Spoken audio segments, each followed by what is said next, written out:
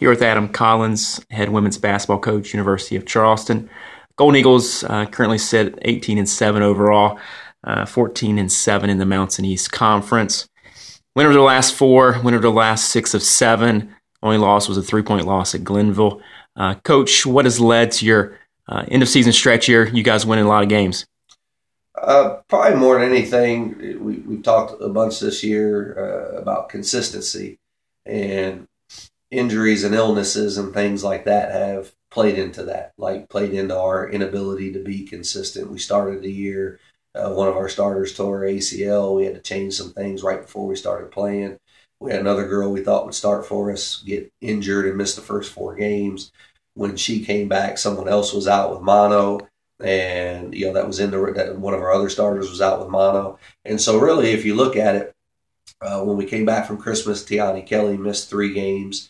And so she came back at about for the UVA Wise game at home. And we've only lost 3 times since then. And 2 of those times have been at the buzzer at West Liberty and at the buzzer at Glenville. We did not go down to Fairmont, snowy day. We got there late. Traffic was bad. Weather was bad. We just didn't even hardly attempt to play when we got there. Just one of those bad days. That was the 3rd loss. But the other 2 losses are you make a shot, you win a game.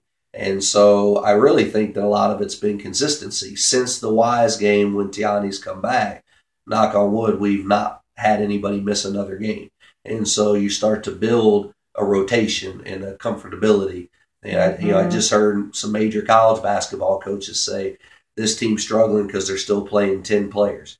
You got to get your rotation down to 8. You got to know where your shots are coming from. You got to trust each other. And I think that was hard for us to really get going because every time you turned around, someone was missing a game. So now that we've had so many games in a row where all the players are healthy and we've kind of got a set rotation of who's going to play, I think that's helped us kind of take off a little. Right. Last time we talked about these last 7 games, winning 6 of those 7. Now you're coming up on your last game, West Virginia State this Saturday. It would be your 6th win of those 7. Huge game. Both of you guys sit in 3rd place, tied. Winner's going to stay in that 3rd place spot. Loser probably falls to 6th.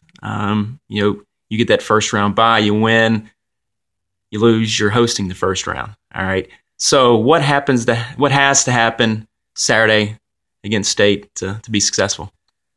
We got to be, prepared for the environment, which I think we should be. We played down to the last possession at Glenville, which is one of the best environments there is. We played down to the last possession at West Liberty, which is one of the best environments there is. So we know it's going to be a crazy and rowdy environment, but not something that we feel that we haven't been able to overcome and play well. So that'll be first. I think the key for us is we continue. We've lost 4 big games, so to speak, in the final possession of the game. And it really comes down, like I told the girls in the locker room, when we go to State on Saturday, one team's going to show up and take what they want. The other team's going to show up, hoping that they get the answer they're looking for. Right. And the team that's hoping is not going to get it. The team that takes it. And I think that's been us for a little bit, is kind of hoping. And, you could see in the final 4 minutes of a close game, if you miss a wide open shot or somebody turns the ball over, there's a little bit of a panic mode, and you're hoping that the result comes and the opposing team has just kind of said, hey, we're going to go out and play and take it from you. So I think it's going to be a battle. I don't think either team's going to go out there and blow the other one out. So I think that, the team that wants it and is getting the loose balls and taking the charges and diving on the floor and, making very little mental mistakes and is confident in themselves that we're supposed to win is going to be the team that wins. And so I think that'll be the thing for us. We have to show up believing that we're going to win. I think if we show up and believe we're going to win, we can win. Yeah. So you're heading into the Mountain East postseason. Hopefully have a good showing there. We're just outside of the regional rankings, we think. The latest ones, some things have happened, some losses from some top teams could push us into that top 10. Now, what has to happen, you think, in the Mountain East Tournament for you guys to maybe get that last spot or a spot in the NCAA regionals? Well, I think, first of all, I think Saturday's win or game that we just talked about is huge, because feeling that looking at the rankings, I have to feel like we're right on the verge. But if you look at West Virginia State's record and some of the stuff they've done, they probably have to be right on the verge as well. So I think we're playing a team, if we're in that 11, 12, 13, 14 range, I think Saturday we're playing a team that's probably in that 11, 12, 13, 14 range. So that's going to be the first step. I think we got to beat a team that's probably right where we're at. And then I would assume maybe a trip to the national or to the Mountain East Championship game. Not sure necessarily we'd have to win it, but I think a trip to the Mountain East Championship game. I think the one thing that our girls are lacking right now is a signature road win, so to speak, or maybe even a signature win. We've kind of been that team. I think we're one of the teams at the top that hasn't, quote unquote, lost a game they shouldn't have lost. We've kind of handled our business on all the ones that people would favor us. And if we were going into a game and someone said Charleston should win that game, we've won that game, I think. But we've yet to really, outside of, maybe Urbana at home and West Virginia State at home, we've yet to beat someone in a quote-unquote toss-up game. And so I think that's the thing.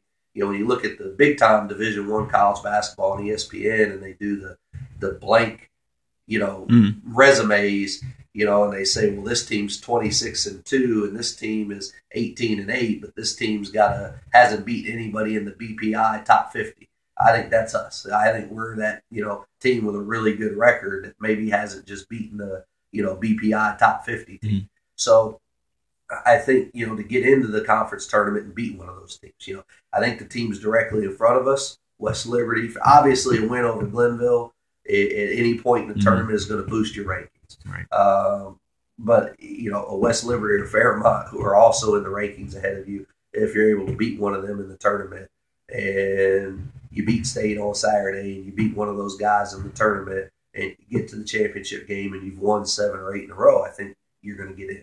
I would hope that you would get in. Right. So that is our goal. I mean, we're looking at, obviously we want to win the Mountain East Championship, but starting with the West Virginia State game on Saturday, we feel that 3 more consecutive victories probably gets us in. All right. Well, great, Coach. Look forward to Saturday. Look forward to the Mountain East Tournament as well. We hope to see some of our fans out there supporting the Maroon and Gold, and we'll catch you on Saturday. I appreciate it.